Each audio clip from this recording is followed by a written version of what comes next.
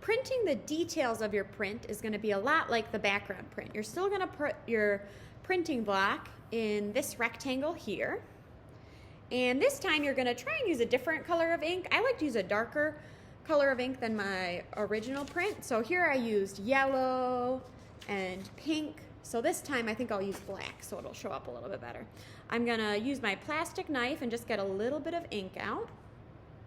And then I'm going to take my roller and roll the ink in both directions. I still want to get that orange peel look, so it looks a little bit bumpy and sticky. And that's how I know I have a good layer of ink. And remember, less is more. If you use too much ink, your print will become really slidey and blobby and won't be very precise. Now I'm going to roll my ink on top of my printing block,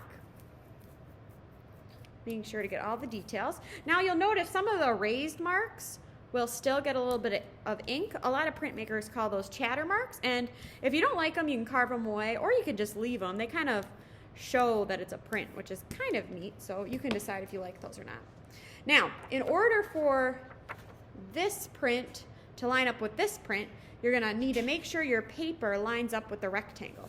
So I'm gonna gently line up my print, and then I'm gonna lay it down, and then I'm going to just rub the paper right here.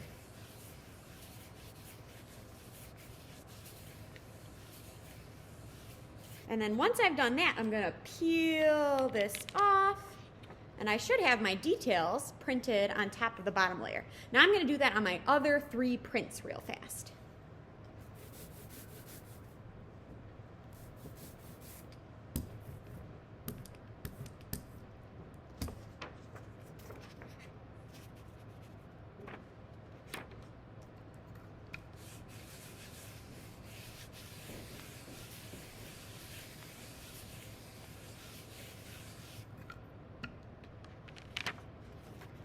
So you can see sometimes it doesn't line quite up just right, but it still looks pretty cool. So just do your best to line it up, and if it kind of is offset a tiny bit, that's okay. I'm gonna do my last one. You guys will probably do about 10 versions of these prints because you should have done 10 backgrounds. If you didn't do 10 backgrounds, then you'll still wanna do 10 prints. You can just print this print without a background on plain paper.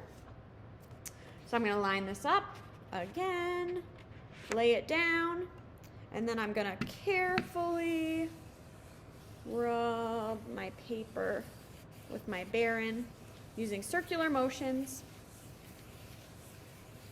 And now I have my next print.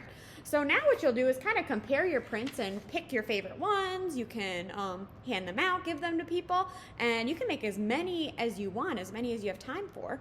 So you'll have tons of replicas of this endangered animal print.